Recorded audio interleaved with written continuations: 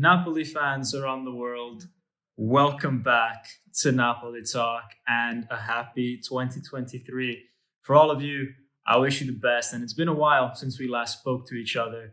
So I'm excited for this video. I'm excited for the Serie A to come back, and I'm excited to finally watch Napoli play again. It's been way too long. And let's be honest, guys, the World Cup was great, but the quality of football was just not the same as it was when we see Napoli. And Napoli is back with an absolute banger against Inter Milan at the San Siro. And that is not an easy game. And that's pretty much what this video is about. It's about really telling you guys that, hey, this could be the single hardest game of the season. And guys, we will see exactly why when we take a look at 4 of the last 5 games that Napoli played against Inter, which unfortunately ended in a loss for Napoli, but in the most spectacular ways. And guys, in the past few years, we've conceded some absolutely ridiculous goals. We've missed some absolute sitters. We've had our captain sent off twice. We've had Koulibaly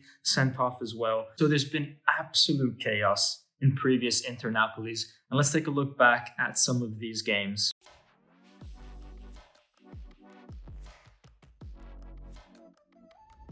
So the most recent one, Inter Napoli 3-2. You guys know what happened in that game. That's the game where we were leading 1-0, and then Osimhen's face got absolutely shattered by Skriniar, and Inter won that game 3-2. But in that game, not only did they shatter Osimhen, they also shattered our hearts, but also we missed some absolute sitters. First from Mario Rui hitting the crossbar twice in the 90th minute, and then a few minutes later, Dries Mertens also missed from a few yards out. But if we take a look at Inter's goals as well, they were pretty strange. Koulibaly conceded a penalty with a handball. How often does that happen? And then Inter scored a goal from a corner from an angle that just shouldn't happen. It shouldn't be physically possible to score a header from that angle, and it was nearly saved on the line by Ospina, but it just wasn't our day, as it so rarely is at the San Siro.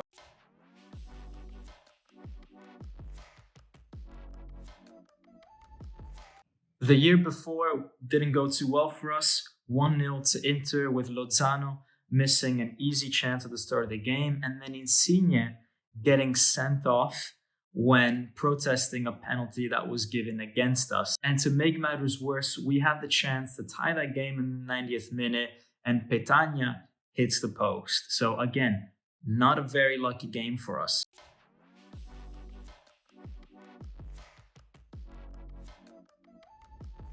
The previous season, Inter 2-0 against Napoli, with Insigne missing an absolute sitter pretty much from the penalty spot. And in contrast, you've got Lautaro Martinez scoring from 30, 40 yards out with an effort that Meret really should have saved.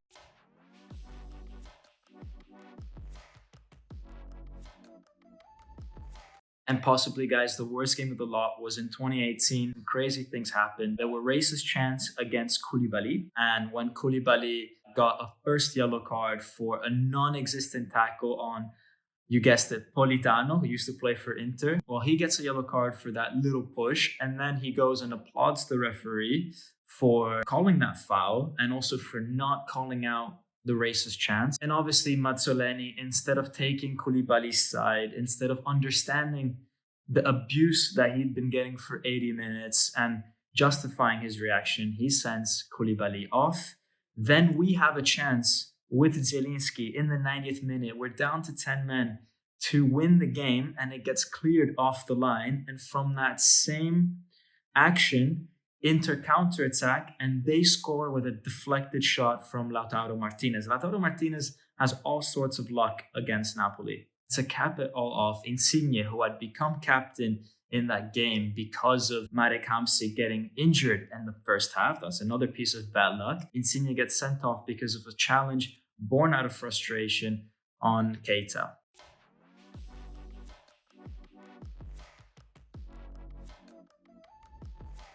So guys, what am I trying to tell you with all this? I'm not trying to say that we're going to go and lose to Inter. I'm just warning you guys This is a tough game historically, probably the hardest that Napoli faces in the Serie A.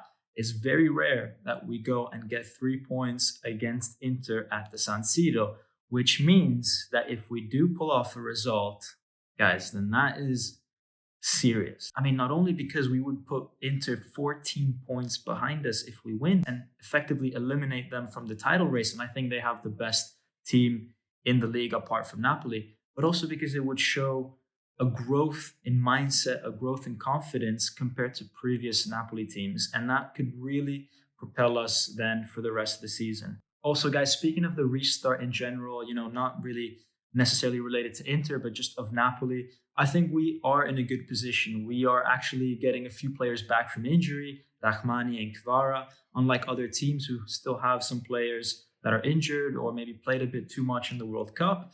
For us, we pretty much start off fresh, and Spalletti has experience with long winter breaks from his time back in Russia, and we always tend to start off pretty strongly the start of the season, and this is kind of a new season because of how much time has passed since the previous game. So I trust in Spalletti's preparation, and I trust that the boys will go out there and be physically ready for a fight against Inter and for the next few games in January. Anyways, guys, I hope you liked this preview. I hope I didn't scare you too much with all those negative results of the past against Inter, but I think it's important to know the context that we go into this game. And if we do get a positive result, it just makes it all that much more important. Guys, if you like this video, go ahead and smash that like button and subscribe. And let me know in the comments what you think the score will be. And as always, Forza Napoli sempre. Ciao.